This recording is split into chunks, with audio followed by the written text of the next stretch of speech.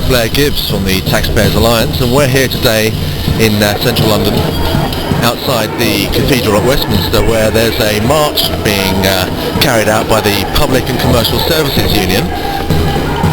They're just going down the street now. These guys have been balloted on strike action. They're walking out for a one-day strike on the grounds of unfair treatment. Tax offices have been closed. Today's self-assessment deadline, 31st of January. The tax offices are closed and self-employed people may be facing a fine. But they've walked out on strike because they rejected a pay deal. They want more money, even though they already get a very good deal from the public purse. And hard-working taxpayers are now expected to pay even more.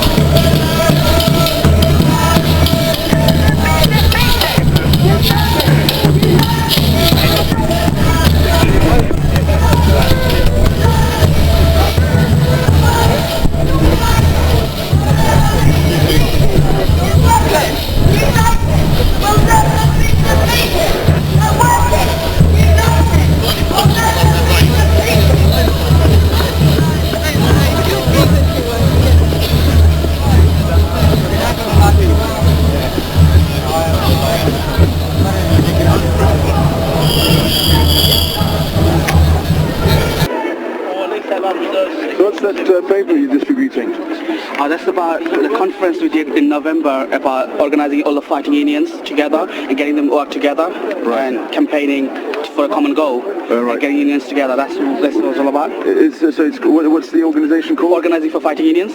For fighting unions, not for fighting against unions? No, so you're not for the unions. So you're not a Thatcherite? No, of course I'm not. I'm not Labourite as well. I'm just support what should be our right. Okay, thanks very much. Thanks. The crowd is just gathering now outside Westminster Cathedral Hall, where they're going to hear from such socialist luminaries as Tony Benn and assorted others.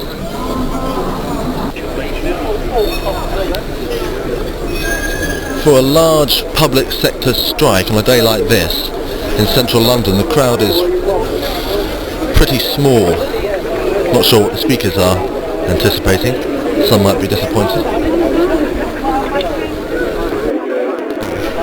Well, this is the Public and Commercial Services Union, the biggest state sector union, who've decided after balloting their members to walk out on today of all dates, the 31st of January deadline for self-assessment forms. Now their members, they run tax offices across the country which are meant to be staffed today to be collecting those last tax returns that self-employed people are sending in, unless they want to get a £100 fine. So they've chosen today to cause maximum disruption, and taxpayers will pay.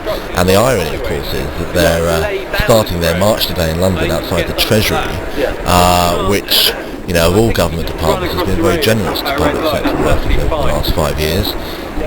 Much better job benefits than the majority of taxpayers in the main economy can expect.